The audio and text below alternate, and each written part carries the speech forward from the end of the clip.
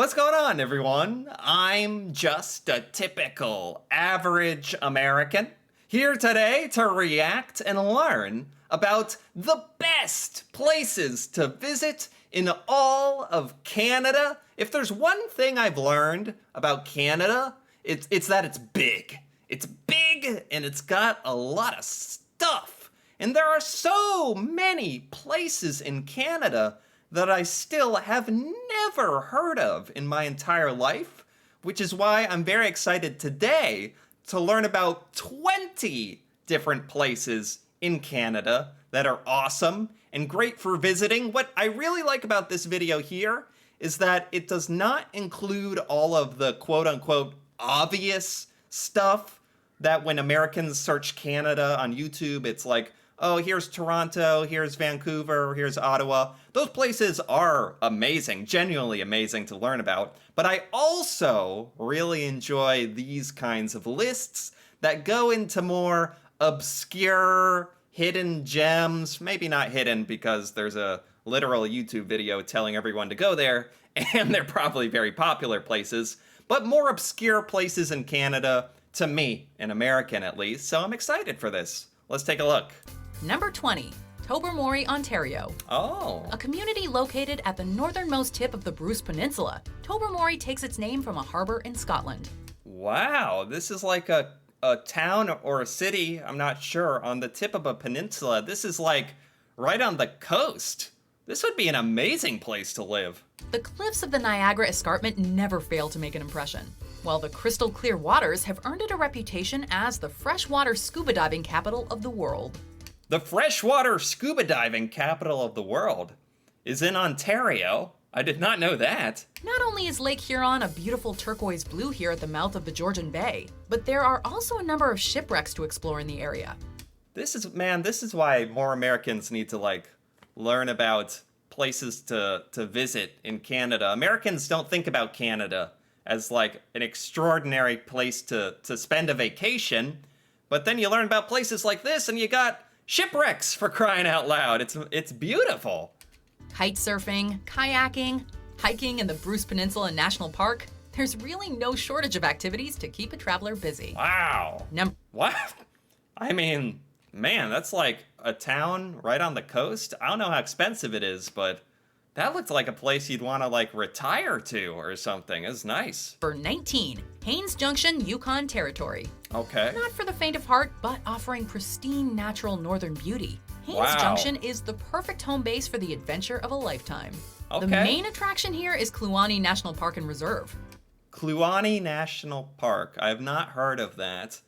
This is not somewhere you'd probably want to retire to. This is like you're going out to the Yukon, which I know doesn't have a very large population in Canada. It's a bit colder, it's a bit more north, but you go out here, a nice travel destination to get your adventure fix taken care of. Which lies just west of the village. This 8,499 square mile area of protected land was established in 1972 and encompasses the highest mountain in all of Canada, Mount Logan. Mount Logan. Highest mountain in Canada. Another thing I didn't know. Okay. Look in any direction and you'll think you're looking at a painting or desktop background. Yeah. That is how stunning the rugged landscape is. Can you can see the Northern Lights from here as well. That's man, that would almost make the journey worth it on its own. And then you got all this other awesome stuff to do. But I think I just hold seeing the Northern Lights so highly in regard, like this freaking existential experience. Amid the glaciers, mountains, creeks, and hardy greenery, you'll find a whole new appreciation for the Great White North. Wow. Especially during the annual Northern Nights Festival. Number 18, Okay. Winnipeg, Manitoba. Winnipeg. I've heard of Winnipeg. I've probably learned things about Winnipeg. Is it the capital of Manitoba? I feel like it is. Manitoba, like neighboring Saskatchewan, often goes overlooked by international travelers and Canadians alike. But Manitoba is worthy of your attention, especially its capital city of Winnipeg. Okay, it is the capital. I actually have to agree with the narrator. Like, Manitoba Americans don't know Canadian provinces to begin with. Heck, I still even struggle with it. But besides like Ontario and Quebec, I would really not trust anyone I know to be able to name another Canadian province, to be honest. So somewhere like Manitoba, really, she's not kidding. It does get overlooked. The culinary scene is woefully underrated, but foodies are beginning to take note of the exciting things that young chefs and restaurateurs are bringing to the table.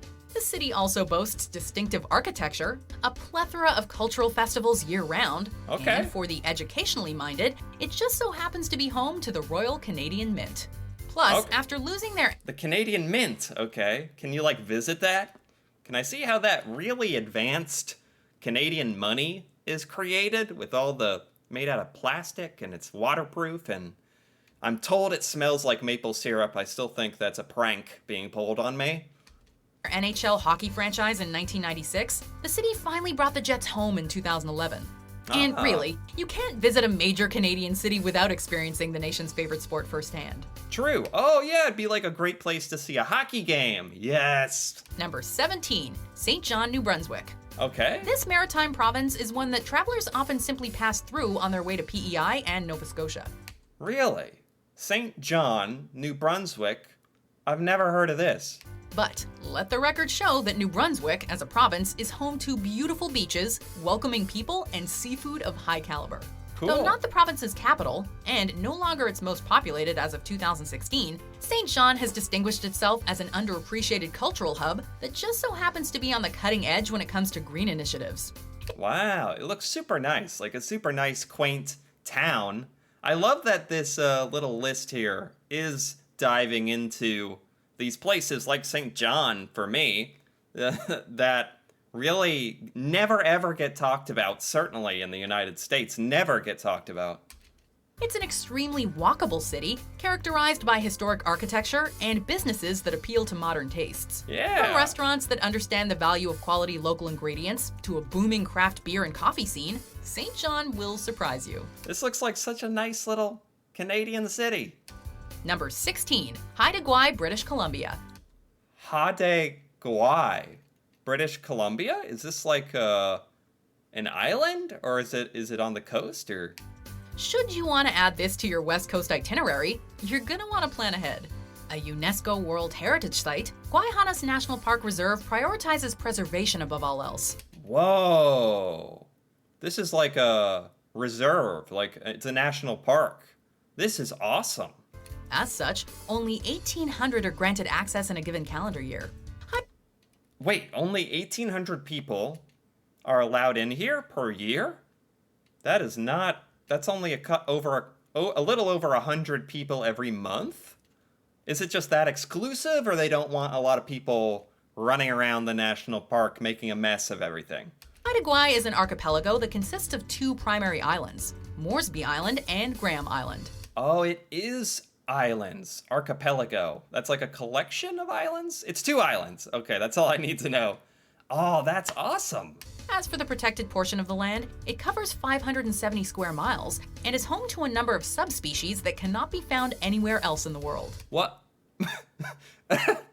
It doesn't help that they like caught the strangest camera angle possible of what otherwise I think is a deer. But in this angle, it makes it look like some kind of weird nugget that is alive, running around. Including the dusky shrew, Peale's peregrine falcon, and the Haida Gwaii black bear. Okay. As such, the islands of Haida Gwaii have come to be referred to as the Galapagos Islands of Canada. Huh. Number 15, Churchill, Manitoba. Churchill, Manitoba. For those who aren't afraid of the cold and have a passion for wildlife, a trip to Churchill makes for a unique, once-in-a-lifetime trip. Are there actually polar bears here? That does sound a little familiar to me. You can see polar bears in Churchill. I forgot that was in Manitoba, but I know the name Churchill and polar bears. A small town hugging the coast of the Hudson Bay, Churchill, Manitoba is home to less than 1,000 people. For a few months of the year, however, the population gets larger and notably more hairy. Known as the polar bear capital of the world, Churchill plays host to these remarkable creatures while they wait for the bay to freeze over. These photos, man, that they chose. are so fun. That polar bear back there is funny. Polar bear capital of the world. Wow. Polar bears are typically solitary creatures, except during the unique circumstances that arise in Churchill during the late summer to fall months. Is it okay to like go out and like look at them? Like in all these photos, the polar bear is staring at the camera person. And I don't know if that's like a good thing or a warning or what. Between bears, birds, and beluga whales, this tiny town attracts over 10,000 eco-tourists every year. Look at that. You might run into this. The little polar bird, you might say. Yeah, maybe I say all this because I feel like Americans, gosh, scare me a little bit in regards to animals and what I've seen Americans are capable of, and I feel like Americans could not be trusted to interact with polar bears. It'd just be like, yeah, a combination of people who are just being too silly, trying to get too close, or being cruel in some kind of way. But I'm guessing Canadians in Churchill are a bit more responsible than my kind of knee-jerk reaction. Number 14, Fogo Island, Newfoundland and Labrador. Oh, Newfoundland and Labrador, cool. We're really going all over Canada, nice. Nowhere in Newfoundland is the overall travel experience more surprising and unique than on Fogo. The largest offshore island in the province, Fogo is just shy of 92 square miles of rocky green land that's rich in history, culture, and welcoming locals.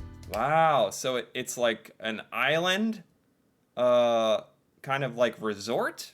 Or it sounds like it's almost like a travel or touristy destination. The island is home to a handful of little communities that are fiercely proud of their heritage and this rugged landscape in which they've put down roots. Okay. From the colorful clapboard houses to the stunning coastline, Fogo Island is picture perfect. Huh. Depending on the time of year, you can even spy a passing iceberg.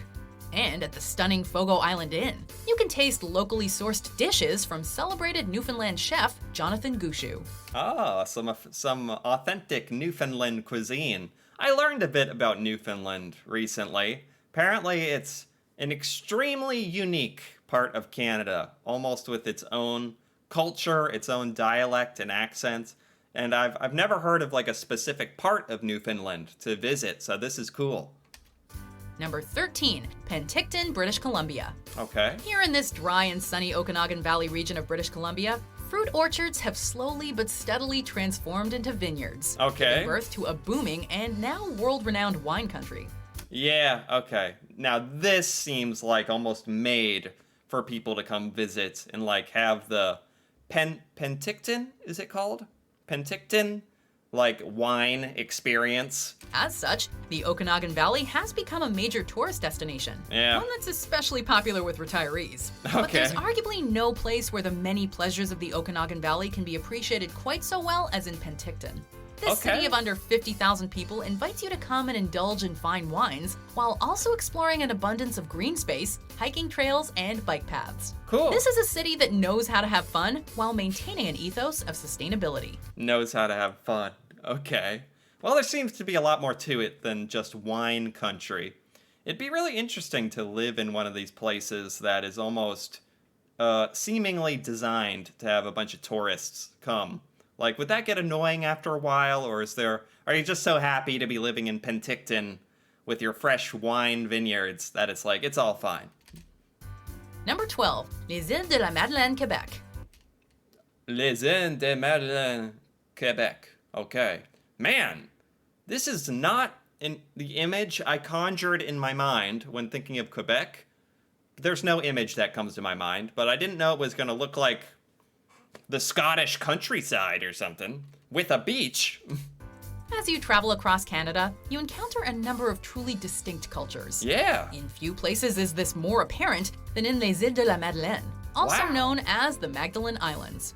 Part of the larger Quebec region known as Gaspésie-Îles de la Madeleine, the Magdalen Islands are largely populated by Acadians. What on earth? This is some part of Quebec I have never heard of. It's like countryside, but by the water, with all these rock formations and cliffs. Descendants of French colonists who settled in the maritime provinces. While technically a part of Quebec, the Magdalen Islands are geographically closer to the Maritimes, and Oh, these are islands. Technically part of Quebec, but kind of off on their own a little bit. Okay. this results in a very distinct culture. This archipelago boasts beautiful red sandstone cliffs, brilliant green fields, and hills and sandy beaches. Okay. But above all else, it's the welcoming locals, with their love of music and food, that will leave a lasting impression. Wow, what a unique place. Is it still French speaking? Or is it so different that it's like, that's what I think of when I think of Quebec. And this is technically Quebec, but it's islands off of Quebec. I didn't even know there were islands. Number 11, Victoria, British Columbia. Okay. Smaller and distinctly less busy than Vancouver, Victoria is the sort of place where you can enjoy life at a more relaxed pace. I feel like I've heard of Victoria, British Columbia. Like, I don't know what video it was. It almost might have been a discussion about places Canadians would want to live or retire to. Is Victoria, British Columbia known for being like extremely nice place to live? Or am I misremembering? But without ever running out of things to do. The city itself, being of such modest size, is extremely walkable. Wow, it's beautiful. It's beautiful, and it's got all types of architecture. And there's no shortage of waterfront and green spaces to enjoy. It's got like all these docks and like floating houses. This is extraordinary.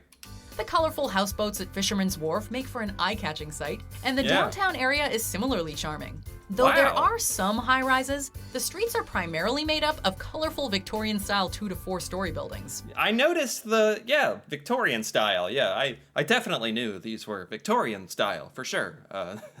I noticed the architecture was beautiful and very different. Shops, restaurants, cafes, pubs, hotels, theaters. There's enough here to keep a traveler occupied for more than one trip. Wow. Victoria is also home to the oldest Chinatown in Canada, which is a must visit. Wow. Number 10, Niagara Falls, Ontario. Niagara Falls. Okay, this is a list of the top 20 places to visit. In Canada, you gotta have Niagara Falls. I get it. I feel like this shows up on every list ever, probably, about Canada stuff to do. But I get it. You can't leave this out. And it is genuinely awesome. This destination is one that requires very little introduction. Yeah. Niagara Falls is one of Canada's most iconic landmarks. Oh man, look at that rainbow. Does everyone get a rainbow when they get to go in that boat under the falls and get drenched with water? Do you always get a rainbow? Is that Niagara guarantee? Because that is pretty cool. Landmarks. Located right on the US border and shared with New York State, this epic waterfall never fails to make an impression. Yeah. Towering over 160 feet tall and moving at an average of 85,000 cubic feet of water per second.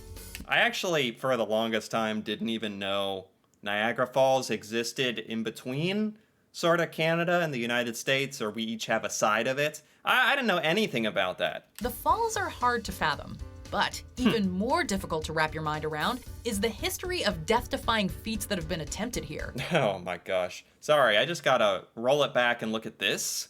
Look at this picture. This is insane.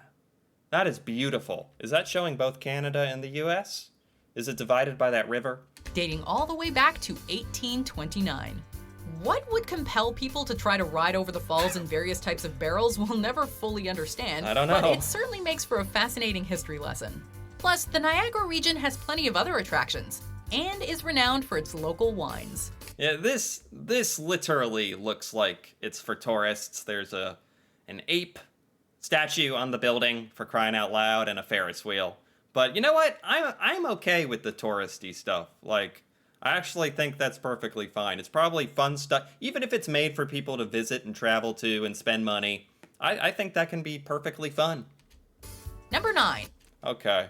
I think with that's exactly halfway through these 20 places. We're about halfway done. So I think for now, I'm going to stop and continue this in part 2. This has gone on for quite some time. I'm enjoying it immensely, learning a lot.